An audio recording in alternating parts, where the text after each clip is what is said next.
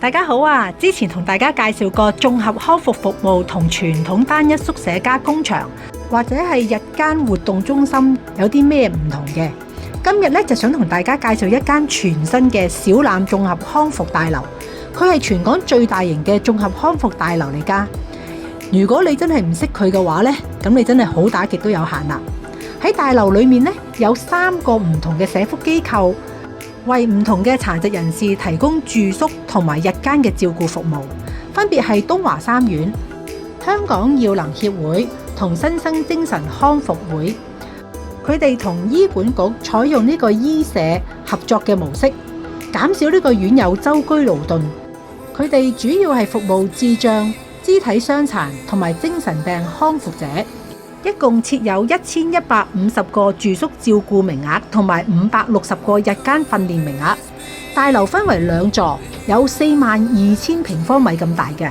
咁佢哋咧主要係以玻璃窗採光設計，方便空氣流通，同時咧亦都可以採用呢個自然光咧曬入咧室內嘅。其中清輝園已經喺2023年投入服務啦。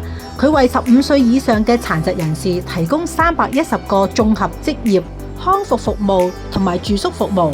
佢由3個部分組成，包括有75個中度智障人士宿舍嘅清悅居、75個嚴重殘疾人士嘅宿位嘅清柔居，同埋160個綜合職業康復服務中心同埋輔助就業服務嘅名額嘅清輝綜合職業康復服務中心。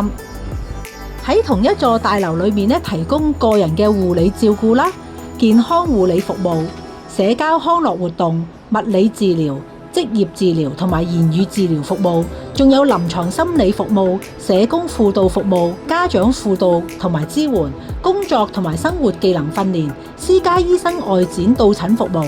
到診嘅私家醫生係免費㗎。等啲宿友有病嘅時候，佢哋唔使山長水遠咁去社區就醫，可以慳返啲時間休息，咁就可以康復得快啲啦。佢可以話係現時香港環境最好最大嘅綜合康復大樓，簡直就係一個5星級嘅家。雖然佢嘅環境好，當然亦都有佢嘅缺點，就係交通唔方便。佢冇直接嘅巴士前往嘅，要前往佢嗰度就必須要喺屯門搭呢個接駁小巴。即使你有私家車都係冇用嘅，因為大樓係冇停泊車位嘅。你一落咗個客就必須要離開。大樓嘅設計非常之新穎。大樓主要係以玻璃窗採光，幾乎都係一啲落地窗嚟嘅，令到舍友享受陽光同天然嘅光線之餘更可以透過玻璃窗飽覽呢一個嘅大欖附近山海互相輝映嘅迷人景致，享受大自然嘅環境。整座宏偉嘅大樓就好似小欖山上面嘅明珠一樣，將平平無奇嘅山頭襯作得特別有氣質。平靜之餘，又多咗一份人間嘅煙火氣。聽下聽下，你係咪都好想搬入去住呢？喺呢座大樓裏面有大大小小唔同嘅會客室。